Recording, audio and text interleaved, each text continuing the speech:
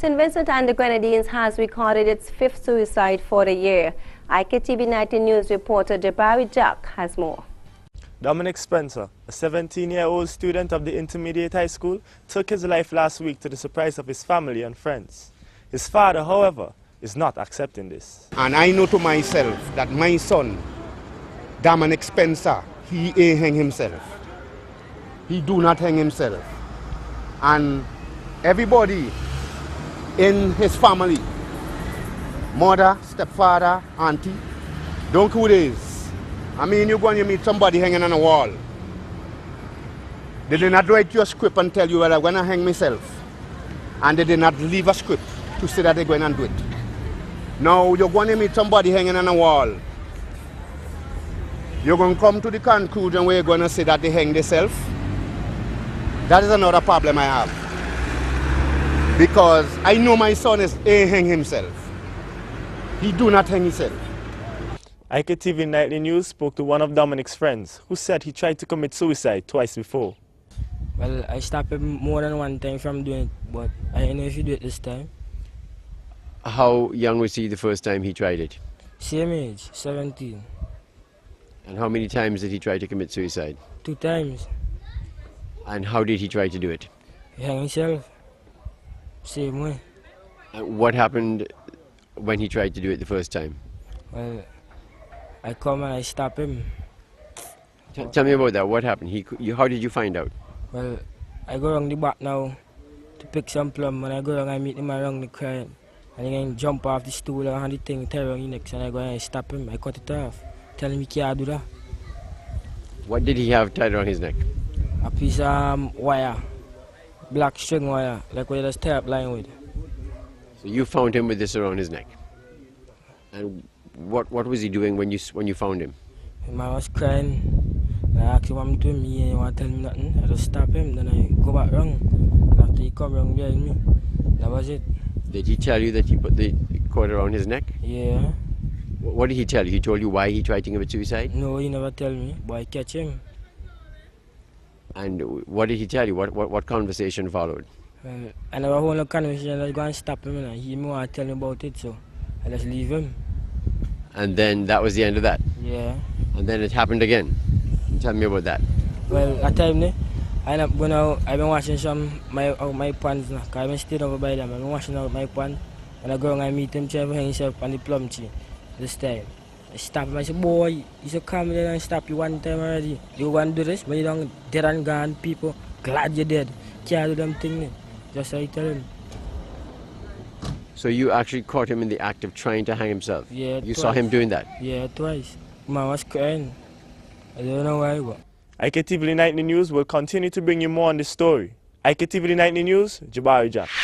CARICOM Youth Ambassador for St. Vincent and the Grenadines, Tamara Brown, was part of a delegation of over 100 stakeholders invited to represent ministries of youth and education, banks, insurance companies, cooperative societies, and microcredit agencies.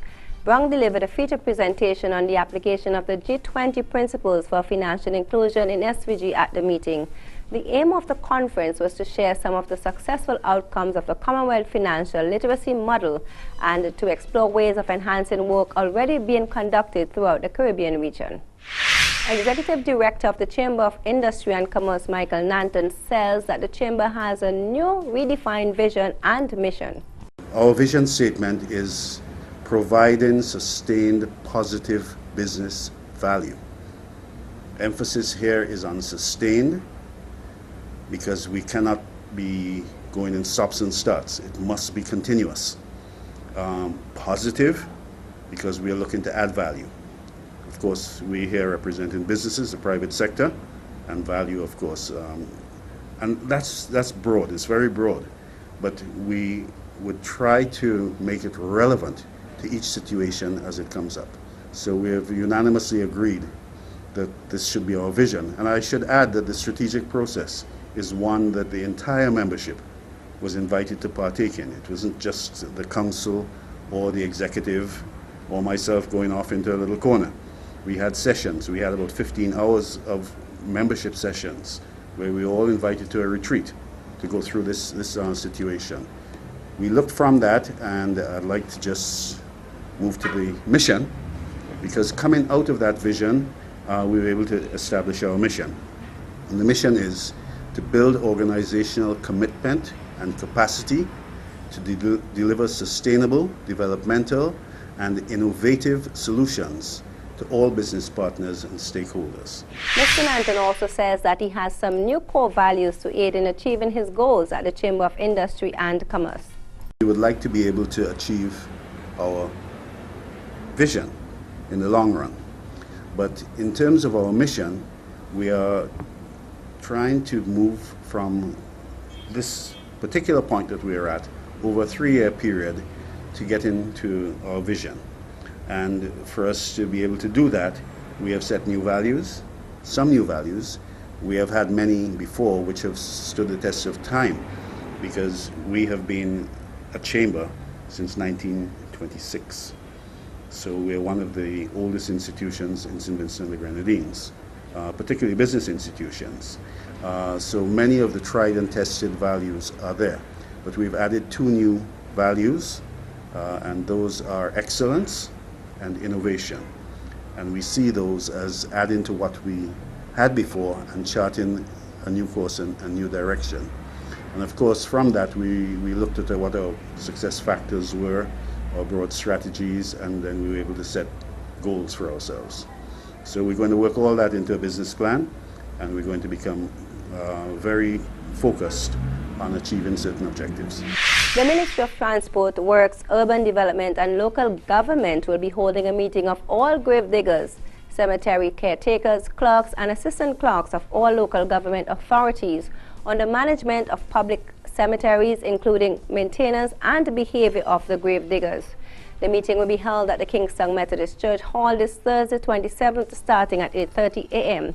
The meeting will hear addresses from the Minister of Transport, Honorable Julian Francis, Permanent Secretary, Mr. Hudson Ned, and Local Government Officer, Mr. Denniston Douglas.